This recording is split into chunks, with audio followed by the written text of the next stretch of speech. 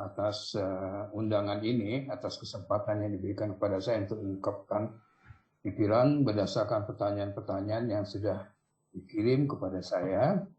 Ya, dan mudah-mudahan itu memang memberikan kontribusi untuk maksud yang tadi dikatakan oleh Pak Amin. Ya, nah untuk itu supaya saya tidak melantur kemana-mana, saya izin share screen.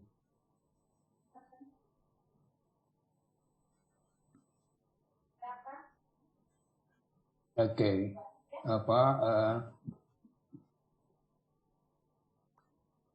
ini pertanyaan-pertanyaan yang dikirim kepada saya mengenai tujuan perubahan kurikulum dan sebagainya seperti itu. Kemudian rekomendasi terhadap kebijakan, strategi implementasi dan komunikasi, tinjauan kritis dan rekomendasi terhadap sistem penilaian pendidikan. Nah, memang saya mulai agak jauh sedikit dari kurikulum, karena bagi saya kurikulum itu adalah program pendidikan untuk mengembangkan kualitas manusia. Jadi kemampuan anak itu dari potensinya menjadi satu kemampuan, dan itu yang ini. Walaupun secara teknis di dalam Undang-Undang Sisdiknas itu dikatakan kurikulum adalah seperangkat rencana dan pengaturan mengenai tujuan, isi dan sebagainya. Itu adalah sebetulnya definisi teknis, tapi definisi lebih teoretik, filosofisnya adalah sebenarnya untuk mengembangkan kemampuan anak. Karena itu tadi kalau Pak Ami bicara mengenai kemampuan-kemampuan dalam matematika, dalam fisika, dalam apapun, ya termasuk dalam literasi dan seterusnya, maka itu yang harusnya menjadi kepedulian kurikulum seperti itu. Ya, dan dengan demikian maka apa yang mau dicapai seperti itu, sehingga dengan demikian jelas kemampuan-kemampuan apa yang harus diperoleh. Nah, di dalam lingkup pengembangan kurikulum, pertama kita memang konstruksi kurikulum, dan ini menghasilkan dokumen kurikulum yang biasa dikenal oleh banyak orang, ya. Tetapi sebetulnya pengembangan kurikulum tidak terhenti di sini, dan ini masalah Pak ini. Seringkali orang berhenti pada pengembangan kurikulum setelah dia menjadi dokumen dan dianggap itu selesai. Padahal ada persoalan besar lagi, yaitu ketika dia menjadi pembelajaran.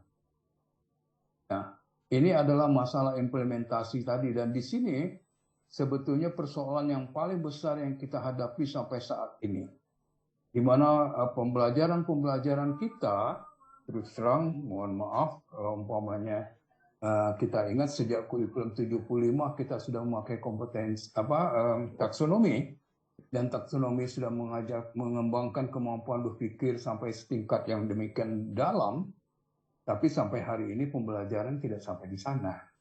Karena itu tadi kalau umpamanya Pak Amin mengatakan kalau kita lihat data PISA, data Teams dan sebagainya, karena tidak sampai di sana. Sehingga dengan demikian saya katakan sejak 75 bahkan sebelumnya pembelajaran kita itu tidak berubah. Jadi dokumen kurikulum berubah, keinginan baru berubah, tapi pembelajaran tidak berubah. Ya, pembelajaran kemampuan berpikir, pembelajaran karakter itu tidak berubah.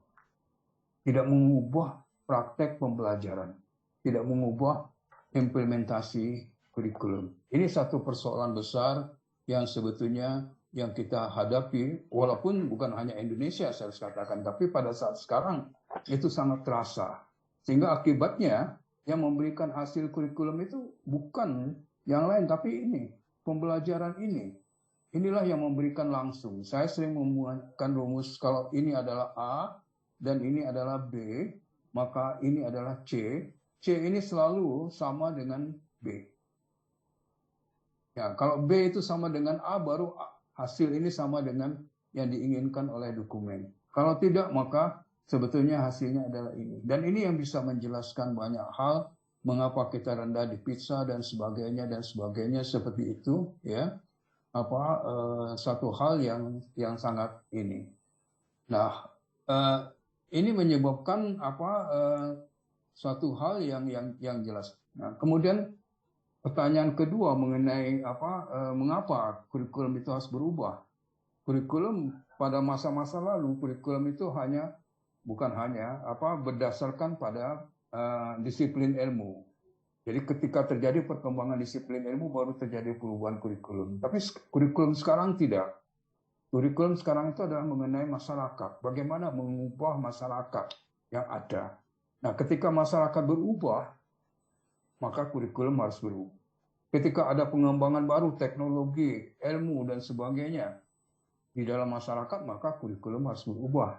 Tetapi ada dua hal yang kita bicarakan di dalam kurikulum. Yang pertama itu memang kita melihat perubahan itu dan kemudian langsung mengubah kurikulum untuk bisa memenuhi keinginan masyarakat pada kualitas yang diharapkan. Apa kemampuan-kemampuan baru yang harus dimiliki oleh masyarakat pada masa kini dan masa mendatang. Segera maka kurikulum yang berubah. Tetapi ada juga satu hal yang sifatnya kita lihat ke depan, umpamanya katakanlah kalau kita lihat tadi perkembangan Teams, maka ke depan kita harus mengubah kemampuan-kemampuan kita sehingga bisa mencapai nilai yang tinggi pada Teams, PISA dan seterusnya itu.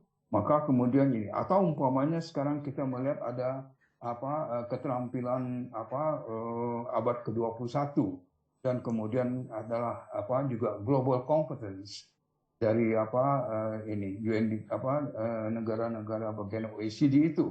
Nah, akibat dari itu maka kita mengekspektasi masyarakat kita ke sana dan kita melakukan antisipasi dan kemudian perubahan kurikulum itu terjadi. Ya, jadi dua hal itu bisa saja dia lepas, tetapi bisa pada umumnya itu adalah bergabung itu. Ya, dan tentu saja ada faktor yang paling keras adalah kemauan dan kekuasaan politik. Ya, nah kalau ini tidak didukung oleh dua ini, maka ini bisa berantakan. Jadi kemauan politik yang terus jalan. Tapi kalau umpamanya kemauan politik itu didukung oleh dua ini, maka itu satu perubahan yang harus memang terjadi pada pengembangan kurikulum. Ya. Nah, karena itu maka juga perubahan kurikulum itu walaupun dia dalam bentuk rencana tadi tidak seluruhnya harus berkembang, tidak seluruh harusnya juga berubah. Bisa saja komponen-komponen tertentu, ya apakah itu tujuannya yang tadi dianggap ini, kalau tujuan akan memang mempengaruhi materi, akan mempengaruhi proses dan mempengaruhi penilaian, tetapi bisa saja umpamanya karena proses pembelajarannya yang kurang baik, lantas kita bisa mengubah proses pembelajarannya saja.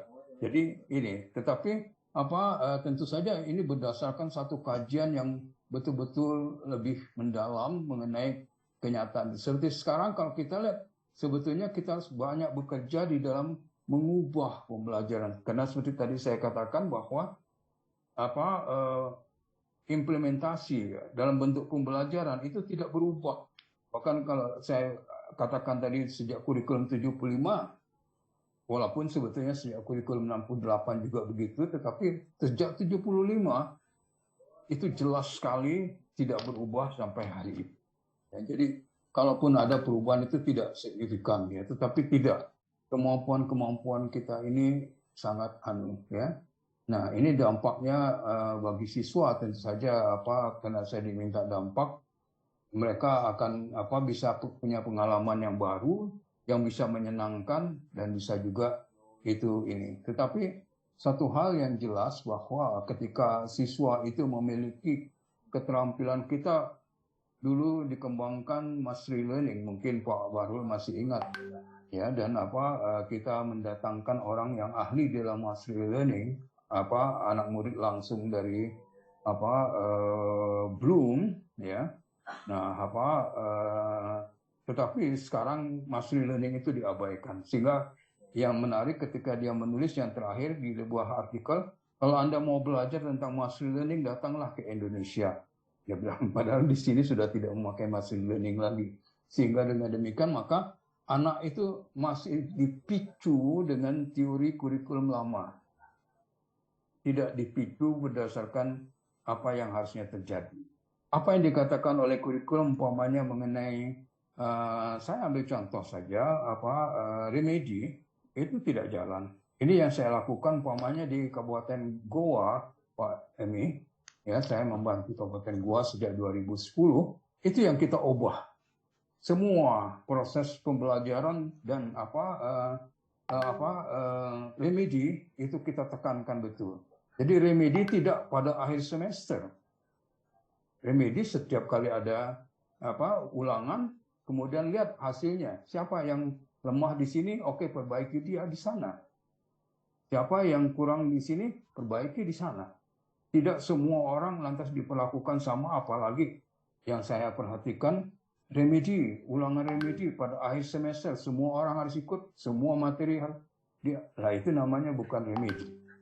Ya, menyalahi prinsip remedi itu sendiri, sehingga dalam proses pembelajarannya maka ini. Nah, pada waktu di Goa kita ubah itu, kita bangun betul-betul remedi itu, proses pembelajarannya berdasarkan itu, dan ini menyebabkan suatu yang baik. Karena laporan terakhir, umpamanya kalau 2010 dulu itu ada 100 anak yang bisa masuk ke perguruan tinggi, tahun kemarin ada 400 anak yang bisa masuk ke perguruan. Satu lompatan yang sangat cukup signifikan gitu ya. Karena apa? Karena anak tidak tertinggal. Matematika dia dapat 3 ditinggalkan. Seharusnya dia dapat 3 diremedi. Di mana persoalan dia ketika dia ulangan? Kalau ini terus terjadi, remedi-remedi ini, maka proses pembelajaran kita akan berubah, dan saya yakin betul, maka hasil PISA, hasil TIMSS dalam hal ini matematika, itu akan berubah. Demikian juga hasil yang lain. Ya. Nah, di sini sesuatu yang sangat ini. Bagi satuan pendidikan dan sebagainya, ini yang paling menarik di sini sebetulnya adalah seringkali guru kehilangan guru terbaik. Ini kita kaji sejak zamannya Pak Budiono menjadi direktur pendidikan menengah umum. Banyak guru yang baik itu diambil dari instruktur nasional, dan akibatnya maka sekolah itu kehilangan guru. Ya, jadi ini suatu persoalan besar yang nantinya barangkali kita mengatakan harus cari bahwa guru sekolah tidak boleh kehilangan guru terbaiknya karena dia mengajar. Kalaupun itu nanti saya memberikan rekomendasi pelatihan-pelatihan itu dilakukan hanya pada waktu libur, tidak dengan ini ya. Dan itu yang menyebabkan ini. Nah, sedangkan bagi orang tua ya mengubah mindset orang tua itu memerlukan waktu lama. Pengalaman saya di Goa itu yang kabupaten kecil dalam pengertian bandingkan dengan Indonesia, sampai tahun ini itu masih ada keluhan dari orang tua yang tidak tahu dengan sistem SKTB yang kami kembangkan di sana. Dan setelah dicek ternyata kepala sekolahnya tidak memberikan informasi kepada orang tua baru yang menyekolahkan anaknya di sana. Nah, ini juga terjadi pada kurikulum kita secara nasional. Ya, setiap orang tua baru itu tidak pernah diberikan informasi tentang apa kurikulum ini dan sebagainya. Kalau saya bisa bandingkan dengan Finlandia, Pak Amir, ketika saya ke sana, saya tanya anak SMA memang itu, yang menjelaskan kurikulum mereka itu bukan gurunya, justru anaknya. Siswanya itu yang menjelaskan apa ini dan sebagainya. Sampai bahkan saya tanya bagaimana filosofi kurikulum yang dikembangkan. Jadi anak itu tahu apa yang akan dia ini. Ya. Implementasinya sudah demikian baik seperti itu. Sosialisasinya demikian baik.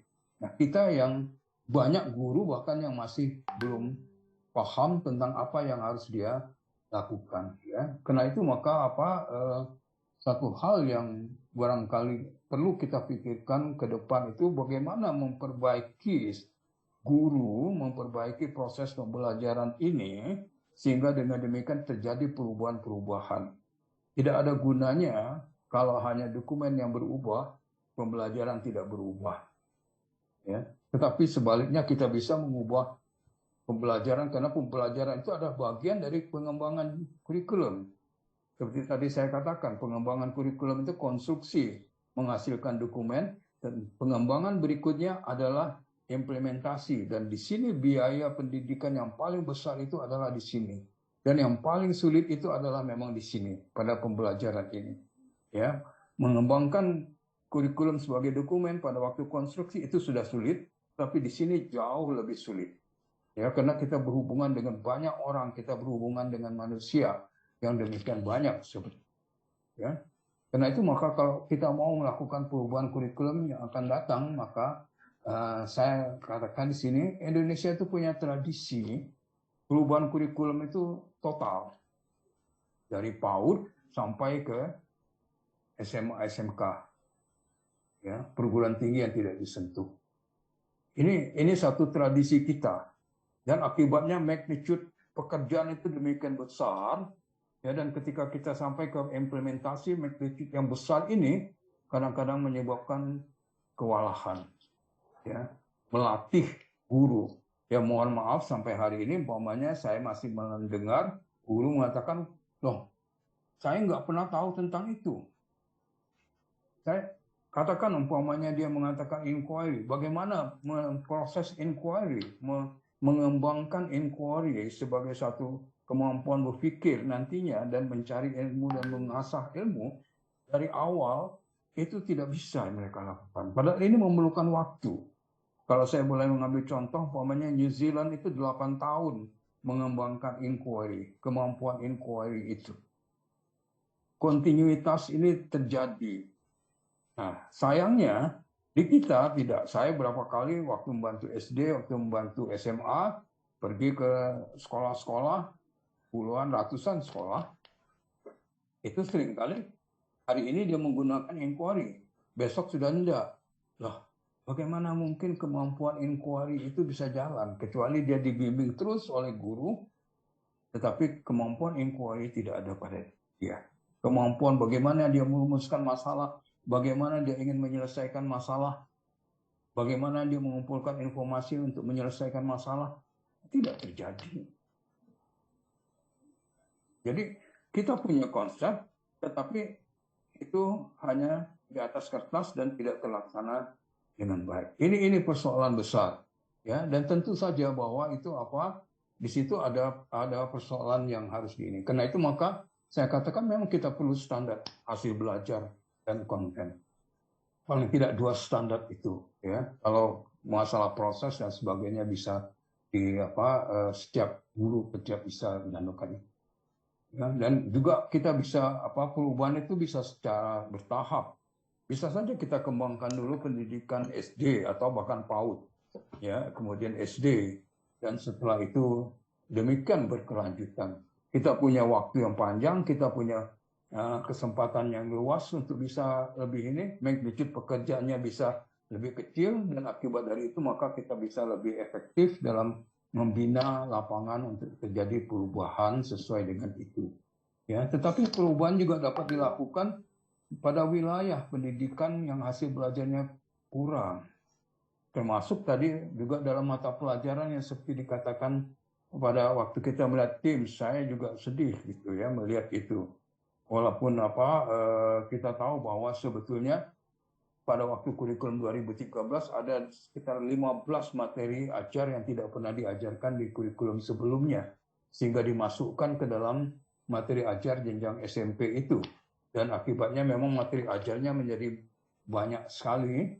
Nah, tetapi juga materi ajar saja kalau tidak dilatih, karena mau tidak mau Teams itu menghendaki Teams bisa dan juga Pearl itu menghendaki kemampuan berpikir.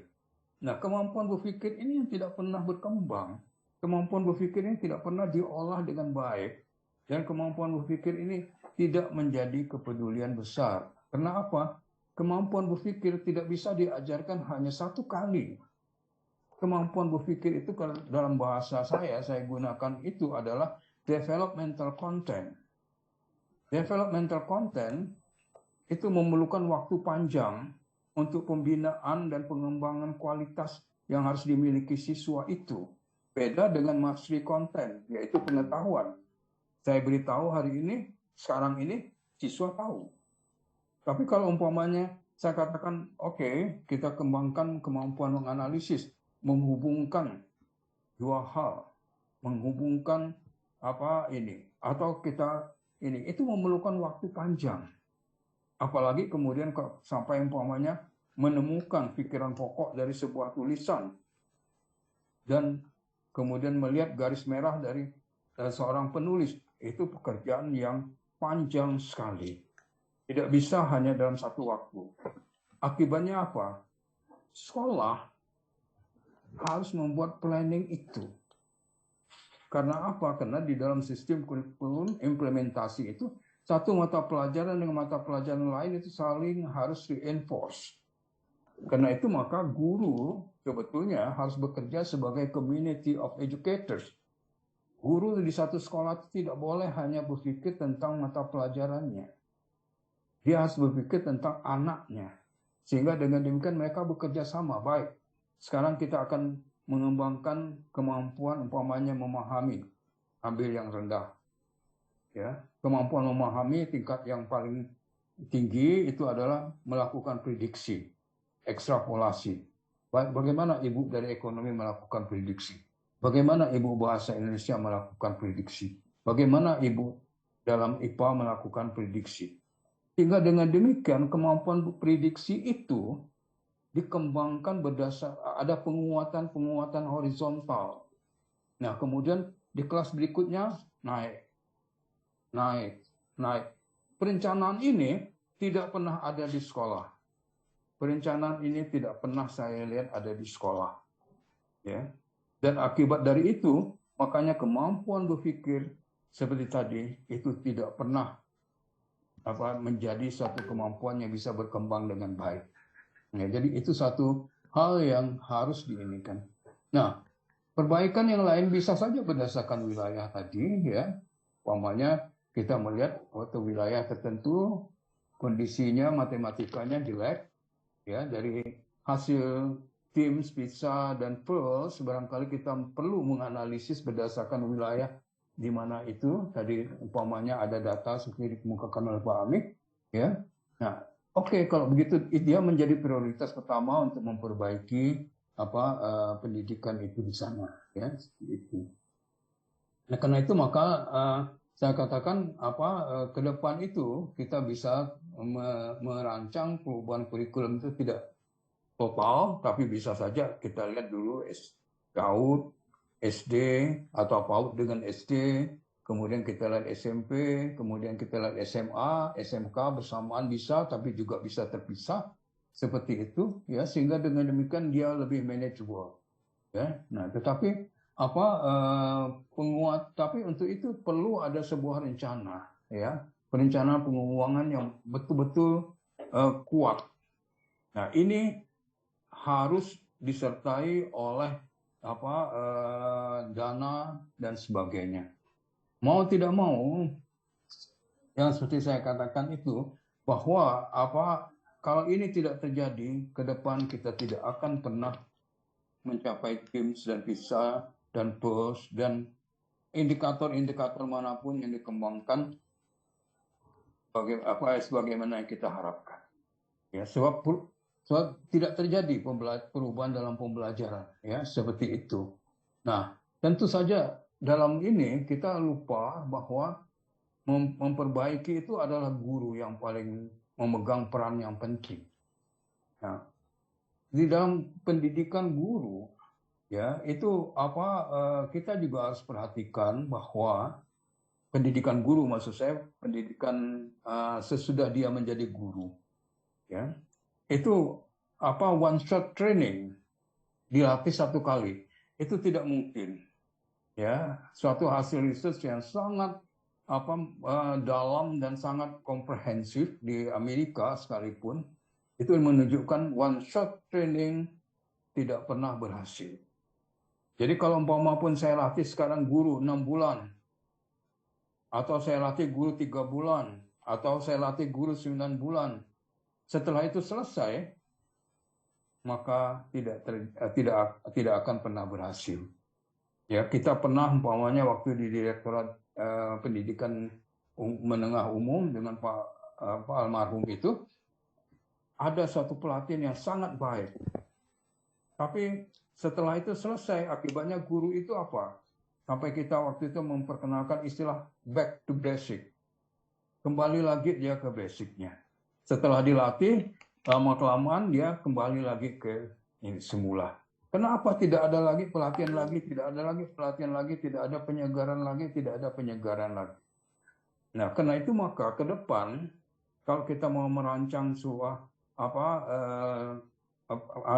perencanaan ke depan, pelatihan guru itu harus rutin. Ya, harus rutin. Mungkin kita katakan 3 tahun sekali setiap guru sudah harus terlatih. Ya. Jadi penyegaran itu. Dan di dalam pelatihan itu, maka semua pihak harus terlibat.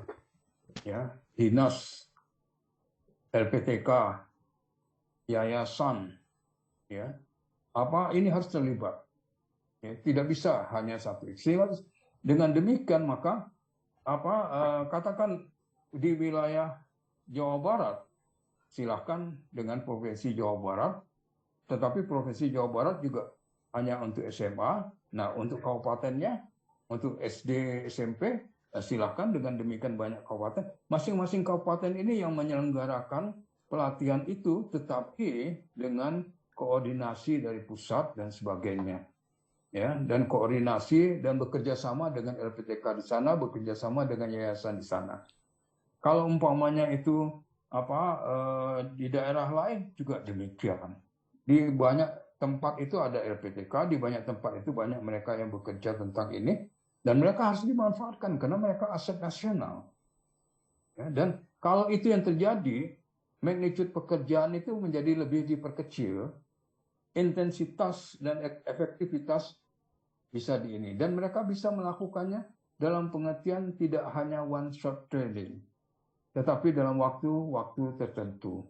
Ya, sehingga umpamanya tadi saya katakan setiap 3 tahun sekali guru itu terlatih, ada penyegaran, ya, dan model seperti itu saya kira perlu dikembangkan untuk ke depan, sehingga dengan demikian Pak Amih pasti tahu, Bappenas pasti tahu, ada guru itu yang sudah puluhan tahun nggak pernah dilatih. Dan ada guru itu sudah demikian lama, dia mengajar tidak pernah dilatih, kemudian dia menjadi senior, dan itu saya temukan di banyak tempat, para senior ini tidak mau berubah. Yang paling menarik umpamanya, dialog saya dengan beberapa wakasek, bagian kurikulum, ketika senior-senior di sekolah-sekolah mereka tidak membuat RPP. Saya tanya, kenapa tidak membuat RPP? Wah Pak, mereka mengatakan kami ini sudah mengajar panjang, sudah lama, kami tahu apa yang kami ajar. Untuk apa kami bikin RPP? Kami sudah tahu kok. Terus saya bilang, kenapa Ibu dan Bapak tidak mengingatkan mereka bahwa itu adalah satu pertanggungjawaban profesional, bukan masalah administratif? Oh sudah Pak. Apa jawabannya? Jawabannya itu Pak gini, kamu itu kan dulu murid saya yang mengajar kamu.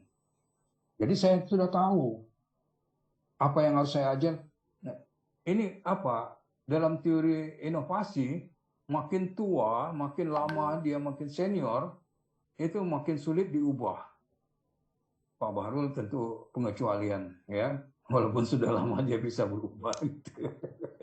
Tetapi kebanyakan mereka tidak dilatih lagi, mereka tidak belajar lagi, membeku, dan ini mereka tidak akan berubah. Tetapi kalau pelatihan tadi ada rutin, mereka sebelum menjadi beku, mereka masih bisa cair, masih bisa berubah, masih bisa berubah. Nah, itu suatu hal yang menjadi suatu yang penting untuk mengenai guru yang, dan itu adalah otak dari pembelajaran yang tadi. Jadi kalau umpamanya tim seperti itu, saya tidak kaget. Karena kalau tadi umpamanya saya katakan makin tua guru itu makin tidak berubah dia, dan makin lama kita ikut Teams juga ini kita tidak memberikan special treatment untuk itu, ya, maka dia ini. Saya ingat saya baca Singapura itu semua anak yang umur 15 tahun yang akan ikut Teams itu proses pembelajarannya diubah, Pak. Diubah hampir mirip dengan bimbingan tes. Hampir mirip saya katakan bimbingan tes. Ya, sehingga dengan demikian tiba-tiba Singapura melonjak dalam hasil matematikanya, dan itu yang mengundang orang yang menulis artikel itu dari Amerika, ada apa di Singapura? Dan kemudian dia melihat, oh ada perubahan dalam hal ini. Jadi dengan demikian solusi-solusi yang juga parsial seperti itu tetapi efektif untuk bisa menyelesaikan masalah seperti itu, sehingga perbaikan pada pembelajarannya yang kita pentingkan, kita ikut lakukan dan sebagainya. Ya. Nah, ini ada satu hal yang saya berdasarkan pengalaman saya dan juga ini banyak pelatihan yang tidak dilakukan oleh orang yang tidak mengerti. Dia belajar satu malam, kemudian besok dia melatih. Ya. Jadi dengan demikian pelatih-pelatih itu tidak profesional, dan ketika ada peserta di gurunya itu bertanya, dia tidak bisa menjelaskan lebih dalam lagi. Kemarin juga saya setiap Jumat pagi dengan Pak Yanto itu ada obrolan untuk para guru, bahkan ada feedback dari guru itu, kok kami mendapatkan lebih banyak dari sini daripada yang pelatihan yang kami ikuti.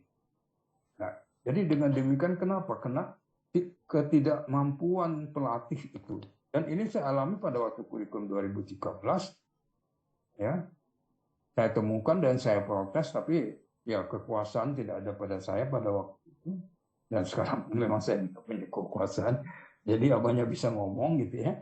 Nah, saya protes. Bahkan ada pelatih yang tidak sesuai bidang studinya. Nah, ini satu hal yang menyebabkan gurunya tidak akan berubah. Ketika ditanya bagaimana melaksanakan inquiry, dia hanya baca yang itu saja. Inquiry adalah ini. Padahal inquiry memerlukan pelatihan dan berbagai model. Saya mengembangkan inquiry itu sejak tesis master saya tahun 77. Ya, jadi dengan demikian itu step pertama apa yang kita kembangkan pada level apa kemampuannya, kemampuan merumuskan masalah pada level apa, kemampuan menganalisis masalah pada sampai kepada level yang tertinggi yang bisa dicapai pada waktu dia di SMA. Jadi ke depan kalau kita mau mengembangkan kebijakan Pak Emi, itu tolong kontinuitas proses pembelajaran ini berkelanjutan. Tidak mungkin, saya punya slide yang dari negara lain. Tidak mungkin umpamanya kemampuan berpikir itu hanya selesai pada satu kelas, apalagi pada satu semester, apalagi pada satu pertemuan. Dia harus terus berkelanjutan. Dari sejak SD, kalau PAUD kita anggap masih banyak persoalan-persoalan dalam pengertian pengembangan kedirian dia secara psikologis gitu ya. Nah, mulai SD itu sampai kepada SMA itu harus ini. Tetapi di sini yang saya ingin kemukakan juga Pak Ami dan Ibu dan Bapak yang saya hormati, ketika saya mengembangkan kurikulum 2013, saya tanya, kita mau kembangkan kemampuan minimum anak bangsa ini sampai usia berapa? Sampai kelas berapa? Saya diberitahu sampai SMA. Saya bilang, apa mungkin? Karena wajar 9 tahun saja sudah tidak terpenuh. Oh iya, kita akan oke. Itu tidak realistik ternyata, Pak. Ya. Karena apa? Sampai hari ini wajar 9 tahun kita belum tercapai. Jadi kalau wajar 9 tahun kita harus tercapai, ini dan kemudian kita mengembangkan kurikulum dan kita mengembangkan kemampuan berpikir tadi, maka kita akan set sampai 9 tahun dengan demikian sampai kelas 9. Nah, kita bisa mengembangkan kemampuan inquiry, kemampuan berpikir, bersikap. Semua ini adalah developmental content. Ya, istilah developmental content ini saya perbaiki dari istilah Grunland, mesti Pak Barul kenal orang itu. Dia mengatakan materi tes itu juga terdiri dari 2 bagian. Itu yang saya ambil, ya, developmental content ini. Dan saya lihat pada negara-negara lain developmental content ini dikembangkan dari sejak awal sampai wajib belajar terakhir. Amerika 12 tahun, Australia, New Zealand itu 10 tahun, ya. Kita bisa bayangkan. Hanya mereka kalau New Zealand kelas 1, kelas 2 tidak dulu. mulai kelas 3. Jadi dengan demikian dia kembangkan dalam tempo 8 tahun. Ini baru bisa kita memperbaiki kondisi ini. Keputusan-keputusan tentang ini, kebijakan-kebijakan tentang ini harus ada. Kalau tidak, kita tidak akan pernah bisa memperbaiki ini kemampuan anak kita. Ya, karena salah kalau kita memperlakukan materi yang sifatnya developmental yang berkembang seperti itu dengan sama dengan materi yang sifatnya masri, pengetahuan. Pengetahuan bisa kita katakan sekaligus jadi, tetapi keterampilan berpikir, sikap itu tidak. Dia terus-menerus terjadi reinforcement antar mata pelajaran, terjadi peningkatan pada setiap jenjang. Ya, dan itu apabila kita bisa mencapai 9 tahun, saya yakin ini. Tetapi special treatment juga kita bisa lakukan. Jadi tidak hanya satu kegiatan saja, tetapi juga ada kebijakan tertentu baik. Kalau kelas 15, kalau anak umur 15 tahun kita yang mengikuti pizza, TIMSS dan PERS itu yang menjadi populasi yang akan diambil dan responden dari diseleksi dari sana, treatment pada usia itu. Walaupun tadi saya katakan untuk itu memerlukan mulai dari kelas-kelas bawahnya, tidak bisa sekaligus. Ya, karena itu satu kemampuan yang harus berkembang kan ini, ya. Nah, itu mengenai hal yang perlu kita lakukan, ya, seperti itu, sehingga dengan demikian maka ini mengenai komunikasi publik tadi saya sudah singgung, ya, bahwa kepala sekolah, apakah itu wakasek, apakah gurunya semua, ya, pada awal menerima mahasiswa baru itu harus kepada ibu bapak yang baru memasukkan anaknya ke sekolah itu, memberikan informasi apa yang akan terjadi dengan kurikulum yang sedang diberlakukan dan kegiatan-kegiatan apa dan sebagainya, ya, sehingga dengan demikian maka ini tidak ini. Saya tadi saya lupa mengatakan bahwa kami SKTB sistem kelas tuntas berkelanjutan di Kabupaten Goa itu kita mencoba untuk mengubah anak semua mencapai standar yang diinginkan sehingga tidak ada persoalan 3 kelas seperti itu. Ya, karena itu maka remedi ini terus kita jalankan sehingga pada rapot mereka semua mencapai KKM. Dan ketika mereka mencapai KKM artinya mereka mencapai kompetensi minimum yang harus mereka kuasai, dan dengan demikian maka mereka naik kelas semua. Dan itu pada publik itu bukan main. Kita dengan radio kita bicara berbagai kesempatan. Itu pun akhir-akhir ini juga kena kepala sekolah baru, tradisi itu tidak dijalankan oleh kepala sekolah yang lama. Masih banyak pertanyaan-pertanyaan dari orang tua. Mereka masih beranggapan bahwa anaknya anak saya akan naik kelas dan dengan demikian tidak perlu belajar. Nah, terpaksa kita perbaiki lagi. Jadi terus-menerus dengan komunikasi pada orang tua dan sebagainya. Ya, mungkin contoh seperti kurikulum Inggris dan kurikulum tempat lain itu bagus juga. Ada buku untuk orang tua yang berisi question and answer. Dulu untuk kurikulum 2013 sebenarnya sudah kita kembangkan, tapi sayang tidak dipublikasikan, Bu. Ya. Mengenai sistem penilaian, saya mengambil dari soal evaluasi. Kita mengenal ada kriteria. Yang pertama itu adalah preordinate, ya, yaitu kita ingin melihat seberapa jauh dia bisa mencapai apa yang sudah dirumuskan dalam tujuan, apa yang harus menjadi kualitas dia. Ya, dan ini yang banyak kita lakukan, ya. Dan ini saya terbalik. Ini adalah preordinate, itu adalah katakan sekarang ada suatu kemampuan baru. Apakah kurikulum kita ada? Kalau tidak ada, bagaimana kita bisa mencakupnya? Saya ambil contoh, umpamanya kalau baru-baru ini UNESCO menerbitkan Blue Curriculum, tentu Pak Ami ingat itu, dan Bapak Nas paling tahu mereka mengembangkan blue curriculum, yaitu kurikulum tentang kelautan. Dan kita adalah negara kepulauan yang bukan main. Ya, Indonesia mempunyai laut yang sangat luas dan mempunyai juga spesies ikan yang sangat luas. Bahkan hiu berkaki hanya ada di Indonesia.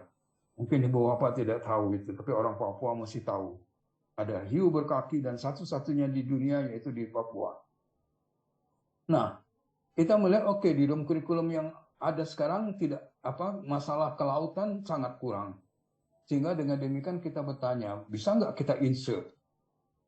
Bisa nggak kita masukkan dalam berbagai macam pokok bahasan atau dalam berbagai macam capaian pembelajaran? Kalau sekarang kurikulum merdeka, ada nggak? Bisa nggak kita masukkan? Kalau ada, oke. Sehingga dengan demikian kita tidak perlu merombak kurikulum itu secara total. Itu yang kita namakan dengan alignment. Itu jadi alignment. Dan isu-isu baru ini akan terus berkembang dan itu bisa memperbaiki kurikulum itu dalam pengertian alignment yang dilakukan, ya, seperti itu. Nah, itu ini. Tetapi kita bisa umpamanya berdasarkan kriteria fidelity. Kriteria fidelity kita melihat apakah yang diuji itu memang harus berdasarkan apa yang harus dicapai oleh anak. Ya. Nah, itu satu persoalan yang penting yang juga harus menjadi satu bagian yang ini. Nah, saya melihatnya bahwa sistem penilaian yang ada itu saya katakan di sini berdasarkan kriteria fidelity, iya, tetapi banyak soalnya itu kadang-kadang tidak sesuai. Ya, nanti mungkin Pak Bahrul lebih banyak tentang teknis. So, masih banyak saya lihat kemampuan berpikir, sikap itu belum teruji dengan baik. Ya, masih soal-soalnya itu masih ini. Dan masih ada soal yang sifatnya intrusif, ya, yang mengganggu hal-hal yang sifatnya yang tidak pernah dia pikirkan sebelumnya, akhirnya terusik dan sebagainya, dan bahkan dia menjadi sensitif terhadap hal tersebut. Ya. Nah, asesmen nasional yang dilakukan pada masa 1 tahun sebelum selesai itu saya kira bagus, ya, karena itu masih ada upaya untuk memperbaiki, karena asesmen bukan ujian. Karena itu maka dia harus dilakukan. Tetapi kalau saya bisa usul, bahkan itu dilakukan lebih awal lagi, ya. Saya usul di sini umpamanya dia dilakukan di kelas 2, dia dilakukan di kelas 4, dia dilakukan di kelas 8, dan dia dilakukan di kelas 10. Ya, sehingga dengan demikian sekolah itu keep alert tentang kualitas yang ada. Upaya perbaikan pada sekolah itu juga bisa segera dilakukan begitu melihat ada ini, dan dengan demikian proses pembelajaran bisa kita kembalikan pada satu yang memang sebagaimana seharusnya, ya, sehingga dengan demikian maka itu tindak lanjut itu penting. Jadi setelah kita menemukan itu, maka ini saya ambil contoh ketika saya di Belanda, bertanya kepada Belanda di Utrecht sebuah penjaminan mutu, bahkan kekuasaan penjaminan mutu itu sampai kepada mengangkat guru. Ya, nah tadi saya lupa ada satu poin yang saya katakan guru harus lengkap, pahami. Saya pergi ke Subang, itu ada SD negeri yang gurunya cuma 1. Subang tidak jauh dari Bandung, tidak jauh dari Jakarta. Saya tidak mau bicara yang daerah yang lain. Daerah yang lain setiap kali ketemu, waktu saya membantu SD, mereka bilang, Pak, bagaimana saya bisa menerapkan, saya hanya punya 1 guru. Belum lagi di SD itu tidak ada tenaga administrasi. Ya, jadi ini zaman Hindia Belanda. Saya tidak tahu kalau kita mau membuat perubahan itu, Pak Ami. Ya, lantas di SD itu ada tenaga administrasi, mungkin itu akan sangat baik sekali, akan sangat membantu kepala sekolah. Tapi kembali kepada persoalan tadi, maka guru itu tidak bisa tidak lengkap. Ya, tidak ada satupun negara yang saya kunjungi yang kita katakan kualitas pendidikannya baik, yang gurunya tidak lengkap. Bahkan di Utrecht itu dia katakan jadi semacam MGMP, bukan MGMP apa itu, LPMP-nya itu, dia berhak, dia mengangkat guru. Ketika di sekolah itu kualitasnya rendah, dia periksa, dan kemudian ternyata gurunya kurang, dia angkat guru. Saya tanya, kalau Anda mengangkat guru, siapa yang menggajinya? Dia bilang pemerintah pusat. Apa pemerintah pusat mau? Saya tanyakan. Itu sudah aturan. Jadi mereka tidak bisa menolak itu. Nah, jadi apa? Ya? Sementara di kita masih banyak guru honor, dan bukan masalah honornya yang bagi saya persoalan, adalah masalah penghasilannya. Guru di Bandung itu hanya 500.000 per bulan guru honor. Lebih rendah dari pendapatan regional minimum itu. Ketika kita bicara tentang itu, tiba-tiba ada dulu mahasiswa saya, sekarang dia sudah jadi guru dan dosen. Ada yang dosen, satu suaminya dosen, istrinya guru dari Ambon. Dia cerita, Pak, kami baru pulang dari Seram Barat. Di sana 500.000 itu adalah gaji 1 tahun. Jadi kita lihat sebetulnya banyak sekali guru kita itu yang dalam kelaparan, sementara beban kerjanya juga 24 jam tatap muka, itu menyebabkan mereka lelah. Saya menyaksikan di Bandung itu guru yang pulang dari sekolah lain kemudian mengajar di sekolah itu, dan apa yang dia lakukan di kelas tidak ada yang lain kecuali dia hanya membaca buku teks. Saya tanya, kenapa begitu? Saya sudah lelah, Pak. Ya. Jadi biaya negara, biaya bangsa ini besar sekali akibat dari kebijakan seperti itu. Karena itu maka saya di sini usulkan ya, atau angkat yang bisa di ini maksimum itu 14 jam. Karena itu ekuivalen dengan 42 jam kerja dalam 1 minggu sesuai dengan ILO, dan tidak boleh mengajar lebih dari sekolah. Tetapi di sekolah-sekolah itu guru memang harus lengkap. Ya. Itu satu hal yang harus kita inikan.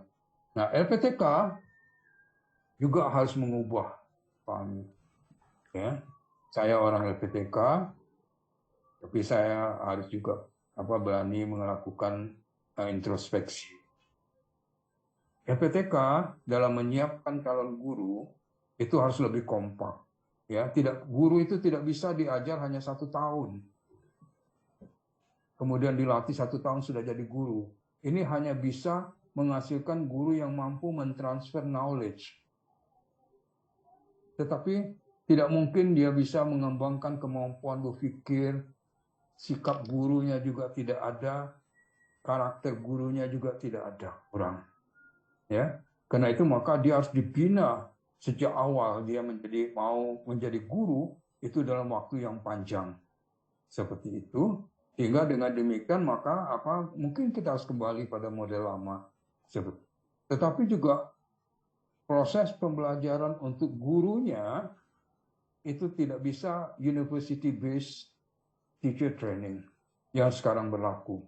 University based teacher training itu berpikir dari dosennya. Ini yang harus dilakukan, ini harus dilakukan, tidak bisa itu. Dia harus berdasarkan curriculum based atau school based atau field based teacher education. Sehingga dengan demikian kemampuan-kemampuan yang dilatih itu adalah kemampuan yang memang dikehendaki oleh kurikulum, bukan kemampuan yang menurut pikiran dosennya. Jadi marketing oriented menjadi bagian dari ini, atau dalam bahasa literatur pendidikan guru school based teacher education.